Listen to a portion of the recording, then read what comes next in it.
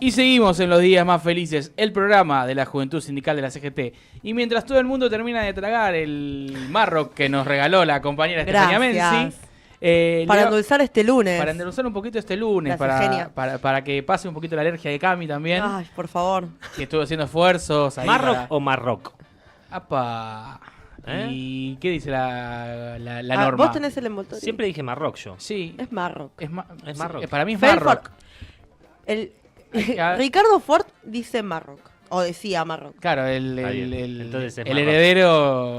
Claro, el heredero del nombre. El One. Claro. Decía el comandante. Miami. El comandante Ford decía Marroc, así es Marroc. Bien, le damos la bienvenida a Agustín Cesio, él es politólogo. Hola Agustín, ¿cómo estás? ¿Todo bien? ¿Qué tal? ¿Cómo estás? No, estaba buscando además, digamos, un programa que se ocupa, digamos, de la semántica y la filología, por decirlo de alguna manera. Volamos. Recién hablábamos con la compañera del repliegue que nos habló un poquito sobre plataforma continental y dice que ella volaba. Nosotros acá también volamos. De hecho, tenemos un texto de Riquer acá, que ahora lo vamos a sacar para divagar un poco. La presentación de Agustín es politólogo, pero no solamente politólogo. Bien. Porque si no... Porque yo también soy politólogo, pero no me presento como tal. Como tal. Es hincha Tigre. Bien. De Rincón de Milberg. Cursó parte de la carrera conmigo en la casa de estudios que estudiamos con Estefanía, que hoy está pasando por una situación crítica. Quizá podemos tocar puntear algo de eso. Es docente de la UBA, también, de la carrera de Ciencia Política. La materia Política Argentina, si no me equivoco, que conduce Luis Tonelli. Peronista, así se define. Bien. Con lo cual es un compañero de nuestra generación que podría estar en la juventud, pese a que ya no peina canas, sino que se las afeita. El compañero. Pero nada, la bienvenida, a un amigo en lo personal y a un compañero que a mi modesto saber y entender entiende muy bien la política, discute y no tiene muchos pelos en la lengua, lo cual no sé si lo favorece o lo perjudica en lo laboral. Excelente, para mí es excelente todo eso. Sobre todo te comento, Agus, la semana pasada estuvimos hablando con Leila Bechara, que ya es influencer, pero también es politóloga, y su tarea es también hacer un análisis un poco de toda la coyuntura política que está pasando. Y ella hablaba un poquito de, lo difícil que está analizar hoy por hoy el tablero. Así que voy a arrancar con esta primera pregunta. ¿Qué análisis haces vos hoy del tablero político de la Argentina? No, primero la primera aclaración es que me afeité un poco la lengua para venir acá, así no se arma tanto bolonqui. No pasa nada. A esta altura del partido estamos curados de espanto. Sí, otra aclaración, digamos, sí, nacido y criado en zona norte, entre San Fernando y Rincón de Milberg, pero después podríamos decir que me hice un ciudadano bonaerense, porque actualmente resido en Lomas de Zamora, residí en La Plata. Creo que me falta nada más la zona oeste y ya soy, digamos, un auténtico ciudadano del AMBA. Recién venía escuchando los chicos que estaban antes y hablaban, digamos, como esta ciudad, como el gran sueño unitario. Yo vengo a empezar a decir... La capital federal. Claro, no, yo digo que esta en realidad es nuestra verdadera capital de los bonaerenses. Pasa que nos la quitaron y nos obligaron a armar una ciudad allá. A ver, ¿cómo es eso? Y todo eso. Sí.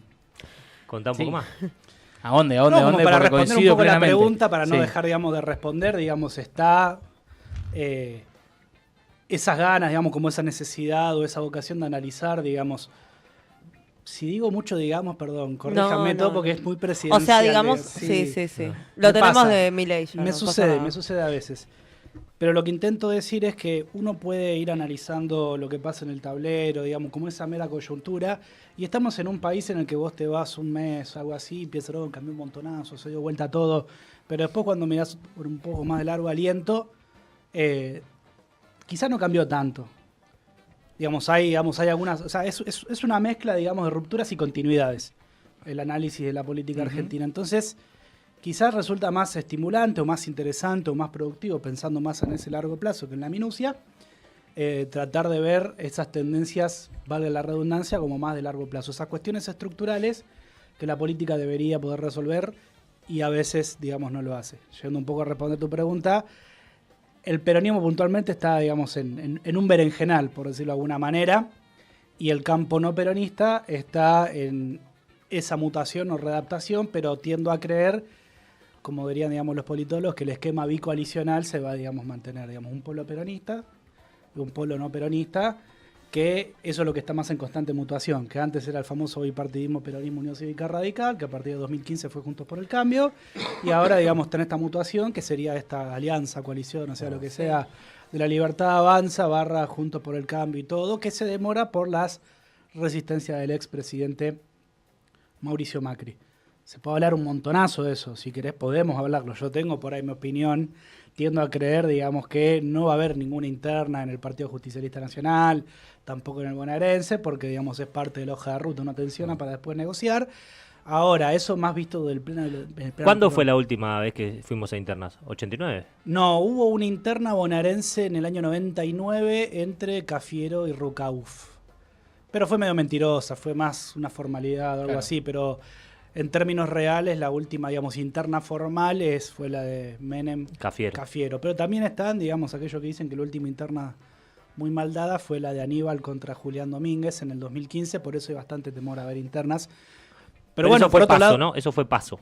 Sí. Fue primarias. No, Sí. No fue internas en términos partidarios de votan solamente los afiliados. Claro, no, estrictamente partidario no fue. Por Sí eso. fue una interna, digamos, política. Ahora, en lo que tiene que ver con un liderazgo, si se quiere decir esa cosa que tanto sacraliza el peronismo, la conducción y todo, uno puede observar que un nuevo emergente, un nuevo liderazgo se consolida con la condición de vencer o imponerse sobre lo anterior. Entonces vemos que Cafiero le gana a los mariscales la derrota, pero después Menem le gana a Cafiero, y un par de años después Duhalde y Kirchner le ganan a Menem, y a partir de ahí, digamos, queda por propiedad transitiva, ese liderazgo queda con Cristina, y no está quedando, digamos, en el hijo de Cristina ese liderazgo, entonces queda ahí como una cuestión que está como en una nebulosa.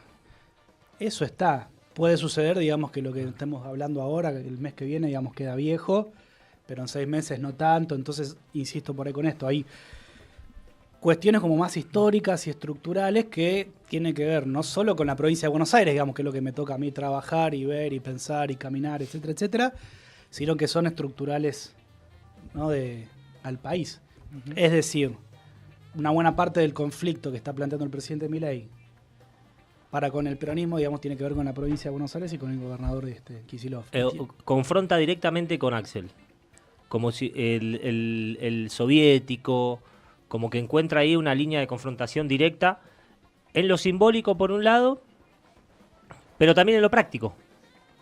En lo práctico en cuanto a los recursos, en cuanto a la negativa de que se haga cargo directamente, que creo que es una lógica, no por defender a Milei, pero que lo hace con todos, ¿no? Como ahora con los temas que salió a decir Francos de la salud, diciendo ¿por qué tenemos que tener hospitales nacionales y eso le corresponde a las provincias? Lo mismo con la seguridad, como que en algún punto lo nacional y lo provincial, teniendo en cuenta que la provincia de Buenos Aires tiene un peso específico para lo nacional en términos electorales muy fuerte y que se ponen en disputa, se ponen en juego el año que viene en las elecciones, creo que busca una confrontación abierta en lo nacional con todos por igual, pero específicamente en lo provincial, en lo que hace a la provincia de Buenos Aires. Sí, sin duda. Y la respuesta a eso es que la política provincial es política nacional. Que la política provincial es política nacional. Claro. A ver. Si un partido o un frente electoral o alguien quiere competir, quiere ser diputado nacional, tiene que inscribirse en una provincia, no en la nación. Si un partido quiere presentar un candidato a presidente, una alianza, tiene que ser un partido nacional de distrito y tiene que juntar 5 provincias como para competir nacionalmente. Entonces, digamos, como el locus, o sea, digamos, la unidad de análisis, digamos, lo más elemental de la política nacional son las provincias, que son preexistentes a la nación. Y ahí está el conflicto primigenio, original y estructurante de la política argentina. Son las provincias interiores contra nosotros, básicamente, Buenos Aires. Liga de Gobernadores contra Buenos Aires. Sí. Algo así, sí. La causa eterna de Buenos Aires contra, digamos, el resto de las provincias. Entonces vemos que la Constitución de 1852 fue una imposición de las provincias a Buenos Aires, pero después Buenos Aires puso algunos condicionamientos para aceptar incorporarse a la Confederación Argentina, con esto que ahora dice la gente de Kicillof, de Espato, de San José de Flores. Pero no lee, no estudia, entonces dice medio cualquier gansada. Haciendo amigos con el politólogo Agustín Cesio. ¿Cómo se relaciona esto que decís que la política provincial que la política nacional es la política provincial, en principio, con el cambio que hay en nuestro sistema electoral en relación a las boletas. Hablamos de boleta única. ¿Hay alguna relación? ¿Cómo juega eso con las provincias? ¿Pudiste ver algo del tema o analizás algo? Y hay algunas cosas que se dicen a partir de la bibliografía que ya hay, digamos, algunos trabajitos politológicos y todo eso. Córdoba y Mendoza tienen boleta única, ¿no? Córdoba, Mendoza, los santafesinos creo que también. El modelo que se adoptó es más parecido, digamos, al mendocino, con la salvedad de que no va a existir la casilla, digamos, la casilla para marcar que vamos a votar la lista completa, entonces vamos a tener que marcar cada una de las cosas. A priori lo que se cree que los efectos que eso va a producir es que va a haber más partidos que se van a anotar o más listas, va a haber por ahí un incremento en el voto en blanco y toda esa cuestión, pero al respecto lo que cabe decir que esto es una reforma en el instrumento de votación que veremos los efectos que se producen. Yo como bonaerense lo que tiendo a creer es que eso va a producir en la provincia de Buenos Aires probablemente dos efectos. O elecciones concurrentes, esto es que se vota el mismo día pero con distintas boletas, entonces vamos a ir a votar los cargos nacionales con la boleta única y los cargos provinciales, es decir, diputados y senadores provinciales, intendentes y concejales, y el gobernador dentro de 3 años con la sábana clásica, porque ahí, digamos, la oposición en la legislatura bonaerense no tiene las manos suficientes como para hacer aprobar o imponer un proyecto de ese estilo. Entonces, ese es uno de los posibles escenarios, y el otro escenario puede ser que se vote las PASO de manera concurrente con la nacional, pero que después las elecciones generales se vote en una fecha distinta. Se desdoble la elección provincial. Algo así. Lo mismo puede pasar en Cava. En realidad en provincia lo que yo creo que va a pasar fue al revés de que lo que pasó en la ciudad. Porque en la ciudad, digamos, en las elecciones pasadas entiendo que se votó con la sábana de los cargos nacionales y los cargos porteños con la boleta única, que acá creo que fue electrónica. Pero fue boleta única electrónica.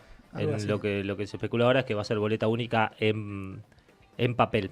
A mí me gusta citar al respecto un tuit interesante de un amigo de esta casa, Julio Burtman, que daba a entender que ya hubo desdoblamiento en las últimas elecciones en 21 de las 24 provincias, creo. Sí. Por lo tanto, digamos, la boleta única era, digamos, una consecuencia de ese desdoblamiento, porque la sábana completa traía algo de estabilidad cuando vos tenías elecciones en simultáneo en las 24 provincias. Cuando vos te desdoblan 21 de las 24, y aparte que ya tenés Córdoba, Mendoza, creo que los salteños también votan con boleta única, y me parece que es electrónica también, me parece como que va de suyo que hay algo ahí. Y a nivel, hablamos del nivel nacional, nivel provincial, y el otro nivel que nos queda, el último nivel, el primer mostrador del Estado, los municipios. ¿Se fortalecen los municipios o los gobiernos municipales con la boleta única o se desdibujan? Yo tiendo a creer que sí, al menos los bonaerenses, porque de esta combinación de la boleta única, que también uno de los efectos que produce a priori, veremos qué pasa, es desenganchar la influencia o el poder, digamos, de los que tienen la lapicera.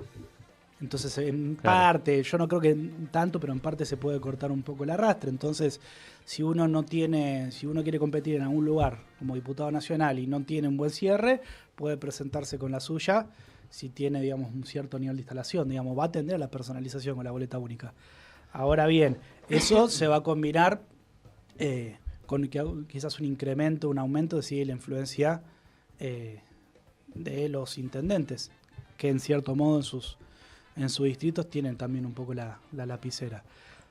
Van a tener que poner candidatos, o sea, yo imagino, digamos, que esa combinación de boleta única con la sábana tradicional, la cabeza de la sábana tradicional en estas elecciones van a ser los diputados o los senadores provinciales, que normalmente ahí iban tipos que pasan por debajo del radar. Sí, que no los conoce nadie. Exactamente, entonces, digamos, ahí me parece que puede haber, digamos, algún cambio y puede ponerse de manifiesto ahí. Lo hablaba con un amigo mío que es concejal en un municipio en la primera sección electoral, que abarca la zona norte y gran parte de la zona oeste del Gran Buenos Aires. Digámoslo, San Martín.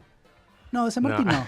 De San Martín yo me soy de San Martín y lo quiero nombrar. No, de San Martín no, pero bueno, yo lo que pensaba, probablemente alguien de San Martín encabece... 3 de febrero. No, probablemente alguien de San Martín encabece la boleta de la primera sección electoral. Sí. Qué sé yo, el calor de este interno entre Máximo y Kicillof, tal vez Kicillof quiere decir, no, Gabriel Catopodis va a encabezar la lista en la primera sección.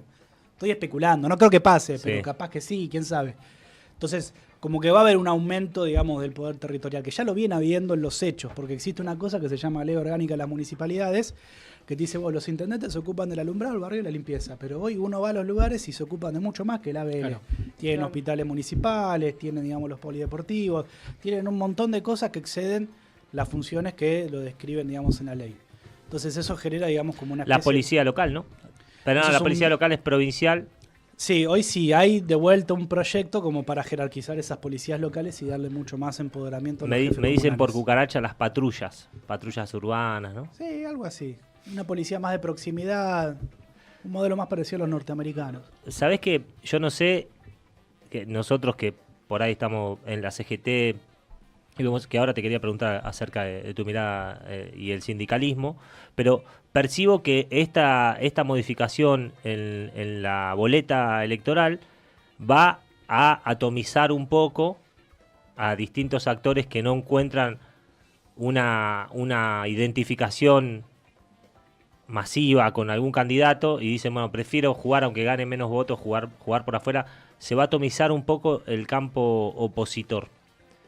Un poco lo mencionabas vos, decís que se puede llegar a dar eso. Para mí es más algo más intuitivo, también porque con los gremios de transporte estábamos con toda una movida del Frente de Reconstrucción Nacional y demás cosas que decimos, me parece que ahora es el momento de no deberle, que nunca se le debe nada a nadie, es el momento de jugar, no necesitamos muchos fiscales, no necesitamos demasiada estructura, no necesitamos imprimir millones de boletas porque ya se imprime todo, como que las cosas están más fáciles para que nos atomicemos. No sé si eso va a ser positivo o va a ser negativo, por eso me baso en algunos preceptos peronistas, apotegmas, como parece que nos estamos peleando y nos estamos reproduciendo, para fortalecer la idea de jugar electoralmente, porque creo que el sindicalismo debe dejar de mendigar lugares, como me parece que me corresponde, me parece que nos tienen que dar lugar, y estar siempre dependiendo de el dedo de alguien, en tal caso, una frase que nos dio Gracia en su pasado, que es la lapicera propulsora,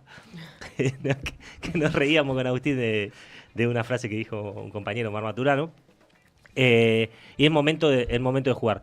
Por eso preguntarte, como nosotros tenemos más o menos esa idea dentro del sindicalismo, por lo menos yo y lo que nuclea Trabajadores del Transporte, ¿cómo ves el sindicalismo actualmente en este análisis que haces de la política?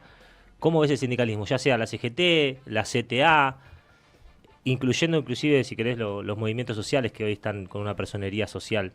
De ahí lo que dijiste, hay dos cosas que me parecen sumamente interesantes. La primera, que voy a hacer, digamos, lo voy a decir de la manera más sucintamente posible, es que no se le puede echar la culpa al instrumento de votación o a las reglas electorales, digamos, de lo que, si falla la política no le puedes echar la culpa a una boleta, sí, o a los cierres o lo que sea, digamos, si no hay liderazgo, viste, qué sé yo, esa es la explicación de que haya más atomización y todo eso. Si vos, digamos, armás listas y ponés fantasma, no sé, ponés gente de diputado de provincia de Buenos Aires, gente que vive en Capital y ni siquiera nació ni en Buenos Aires ni en Capital, ahí hay un problema político, no es, digamos, un problema al instrumento de votación. Entonces ahí lo que te quiero decir, el problema de eso es de liderazgo político, que me parece que es clave y me parece que es lo que el peronismo carece, digamos, hace tiempo. No solo un liderazgo político, sino también, digamos, una idea de país y una idea, digamos, económica del país.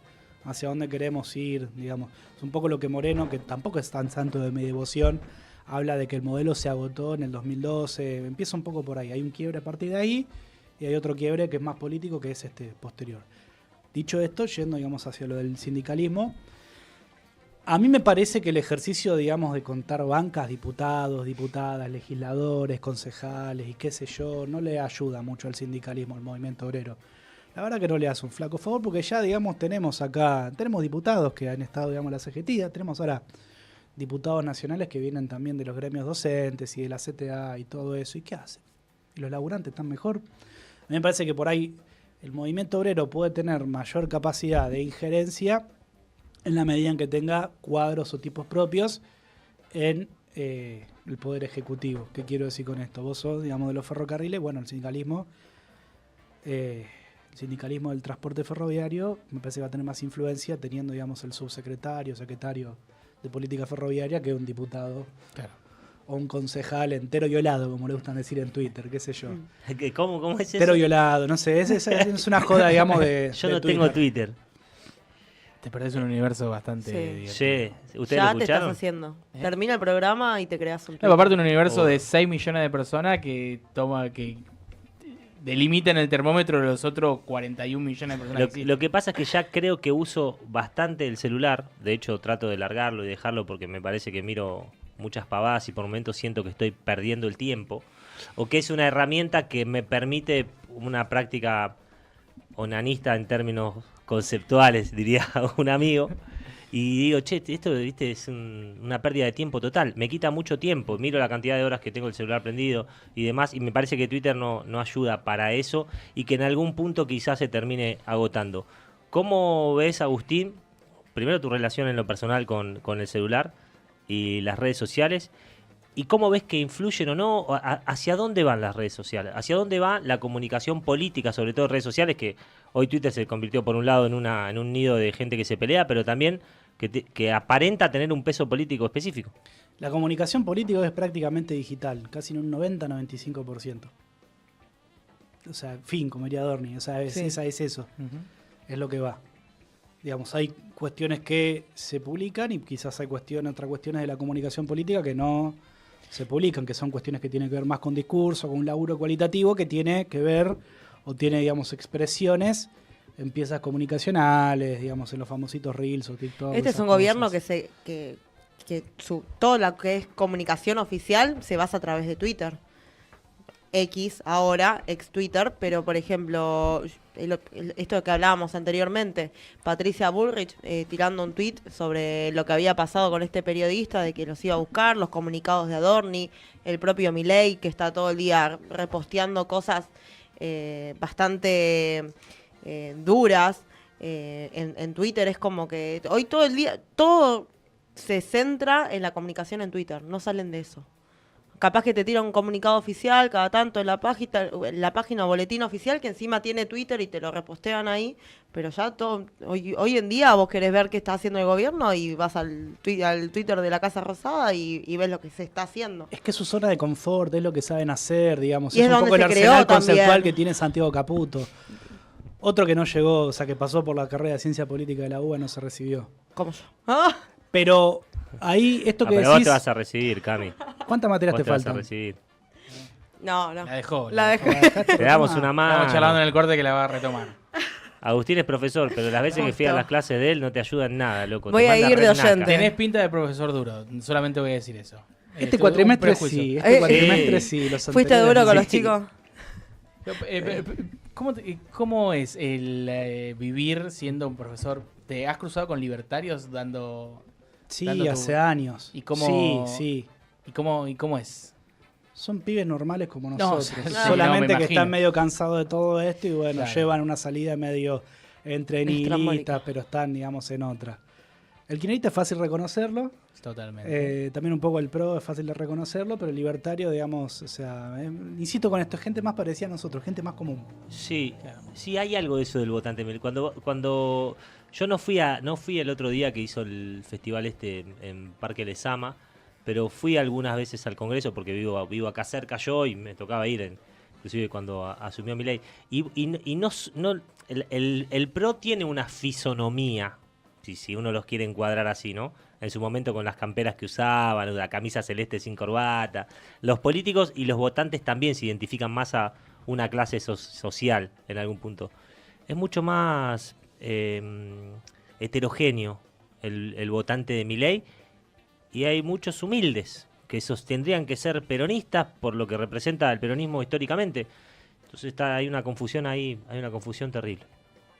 Sí, yo una cosa que me dejaste pensando que quería comentarte respecto por ahí de la comunicación política y la comunicación digital, les recomiendo la lectura de un libro que acá lo editó una editorial que se llama Interferencia, que es La rebelión del público, que le escribió Martín Gurri, un cubano norteamericano que fue analista de medios de la CIA, que básicamente lo que te plantea que es en la comunicación hay justamente esta rebelión del público contra la autoridad.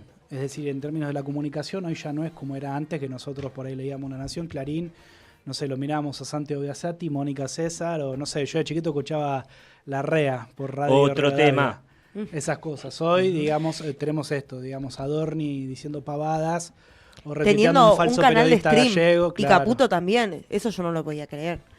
Que por un lado él trabaja en la comunicación del gobierno y por otro lado se lanza como streamer como si fuera ¿Quién?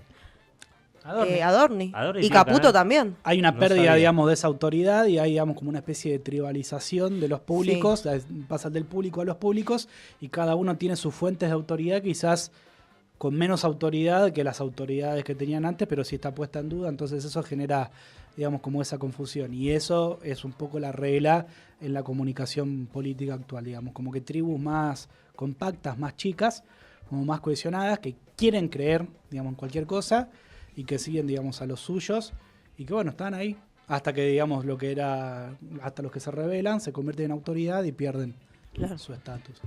Ah, Yo, pregunta, dale, yo quería simplemente hablar un poco de la provincia de Buenos Aires. En términos nacionales, pareciese estar clara cuál es la oposición del gobierno nacional. No hay, no hay concretamente, pero están los estudiantes, el movimiento obrero organizado al frente también con las marchas y demás, que también es un contrapunto con el mileísmo bastante fuerte. Todo el tiempo se habla de están yendo a negociar a la Casa Rosada los dialoguistas, los no dialoguistas, los paros. Entonces hay algo ahí que decir, bueno, el movimiento organizado, el obrero organizado, se planta como la oposición. Fueron los que hicieron los paros, las grandes movilizaciones, y no así la política nacional o los grandes partidos políticos nacionales. ¿Cuál es la oposición, ya que vos sos especialista en la provincia de Buenos Aires, cuál es la oposición en la provincia de Buenos Aires? ¿Cuál es la oposición a Axel? ¿Cómo se organiza? ¿Cuáles son las ventajas que tiene?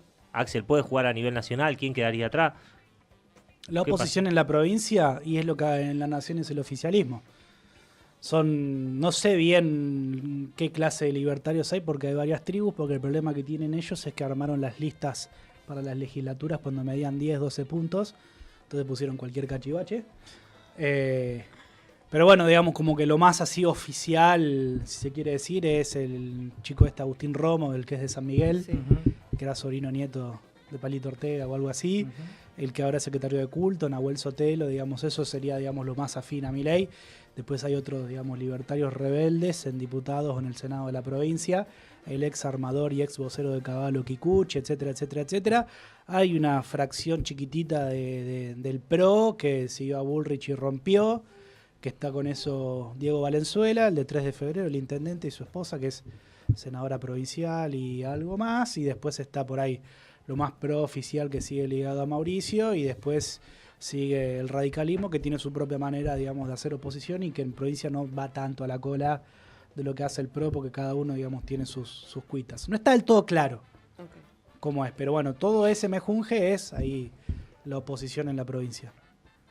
Bien, Agustín, como última pregunta, que ya le tenemos que dar paso a Nico Petrizo con su editorial, te quería ver si te animabas a pronosticar un futuro para la provincia de Buenos Aires y para el país en general. ¿Cómo ves vos de toda tu formación? ¿Qué pasa con este barco? ¿Se rompe un ciclo? ¿Continuamos con esto que vos decías de esas progresiones que son prácticamente iguales? O sea, yo lo charlo mucho. Para mí me parece que el problema entero en esto que vos decís, que capaz si uno se aleja puede analizar que hay una dicotomía histórica básica que es patria-colonia, me parece. Yo lo repito cada rato, siempre que puedo. Pero bueno, nada. ¿Cómo lo ves vos para adelante? ¿Cómo termina este cuento para vos? Y yo tiendo a creer que va a terminar mal, porque me parece que es... Hay uno que decía que Milei es aceleracionista, que es, digamos, una terminología un poco de moda hace 20 años en el Reino Unido, que ahora la trajo, se introdujo acá con un actor que se llama Mark Fisher. ¿Que viene del marxismo? Sí, pero bueno, digamos, vamos a dejarlo ahí. Pero para poner en contexto, Milei es aceleracionista, lo comparás con aquellos que sí, dicen o sea, que el aceleracionismo es un postcapitalismo que dice que hay que acelerar las tendencias a la destrucción que tiene el capitalismo para cuanto pasar a peor, un estadio mejor. superior. No necesariamente, o sea, es para pensar el postcapitalismo. Yo soy más, no sé cómo decirlo, escéptico de todo eso porque todo eso equivale a crisis y en nuestro país las crisis son una cagada porque la gente la pasa mal. Digamos, entonces yo entiendo, digamos, que el peronismo es un humanismo y que el desarrollo tiene que estar puesto en última instancia en función de las personas. Entonces hay que estar bien. Dicho esto, lo que percibo es que sí se termina de clausurar una época política un poco larga, que son 20, 25 años, que es la época que se inició en el 2001. Esto no lo digo yo, lo dicen, digamos, varios. Yo me hago eco, digamos, de muchos de esos analistas. Digamos que la configuración política que emergió en el 2001 está tocando un poco su fin. Entonces, por ahí las cosas que a nosotros, a nuestra generación, nos parecían un consenso, no son tan así. Creo que estamos ahí emergiendo en una nueva época política. Ahora, la demanda que tiene la gente común con todo eso es más o menos un orden económico, más o menos bajar la inflación, tratar de vivir bien. Esa demanda es la que está siempre. Yo creo que con lo que están haciendo estos tipos, la verdad que se la están poniendo de sombrero, están acelerando quizás eso. Puede fallar, como decía tú, Sam. Ahora, también como decías vos, digamos, como en todos esos cambios, hay una estructura de conflictos que sigue estando, no sé si intacta, pero sí latente, que es el tema que a mí me interesa estudiar y en el que intento trabajar, que es esa estructura, digamos, del federalismo, que siempre nos termina perjudicando a nosotros, los bonaerenses, que esto es lo que dicen varios, somos el 38, recibimos el 22. Tal vez a partir, digamos, de todo esto, de este estado minarquista que quiere tener Milei, que un gobierno nacional que se retrae sobre sí mismo, que se saca de encima un montón de cosas, hay una oportunidad para que la provincia pueda, digamos, tratar de mejorar el arreglo federal a uno un poco más confederal, enfatizando, digamos, en el reparto de los recursos. O sea, recuperar lo propio sin terminar, digamos, de amputar o atentar con la nación. Bien, Agustín, nada, me parece que te vamos a tener que invitar de vuelta porque nos quedaron un montón de cosas en el tintero para seguir charlando. Para hablar de Tigre o de todo el conurbano. Sí, no, ni hablar.